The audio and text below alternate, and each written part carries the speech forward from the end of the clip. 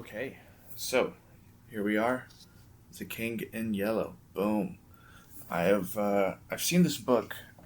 A few of you may know from a video that I have posted on my channel that I watched True Detective a while back, the first season specifically, and I absolutely loved it, absolutely adored it. Of course, the logical procession is to then read The King in Yellow, which is heavily referenced in the show. In fact, I bought this specific edition because you can see it has the introduction and foreword.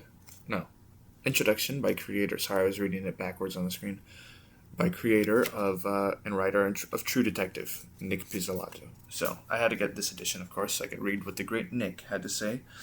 Um, so what do I think? Very, very good book. It's very dreamlike. For the first, so what it is, it's a collection of stories, right? And it's kind of weird. I didn't like this, where like the first four are about the King in Yellow, right? And basically the premise is like these different characters, completely unrelated stories, right?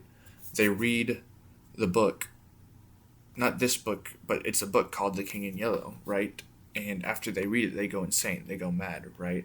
So the first four,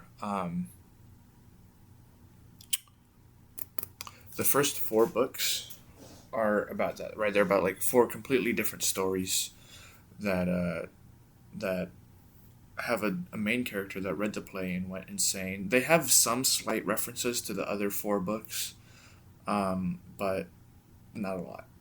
And then like the fifth and the sixth book are still weird, but they're not about the King in Yellow. They're just like weird, right? They're like weird, kind of like sci-fi horror. And then the last four, for whatever reason, are completely unrelated. No reference at all to the King in Yellow. They're literally just like four different romance stories. Like they are not related whatsoever. There's no elements of supernatural, of sci-fi. It's very weird.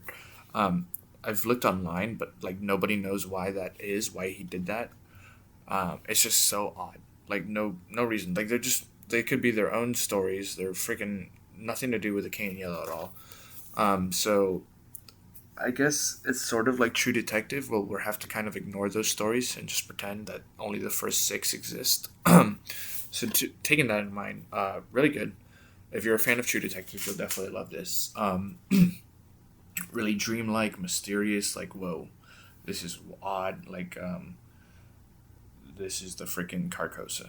This is CARCOSA. I would give it if we're ignoring the last four stories, I'm gonna give it a 77. I think it's a good spot to put it.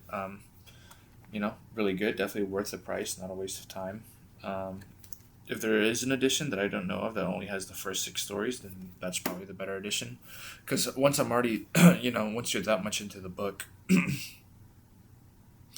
it's like you feel like you kind of have to finish it. And I was just like, I was hoping that at least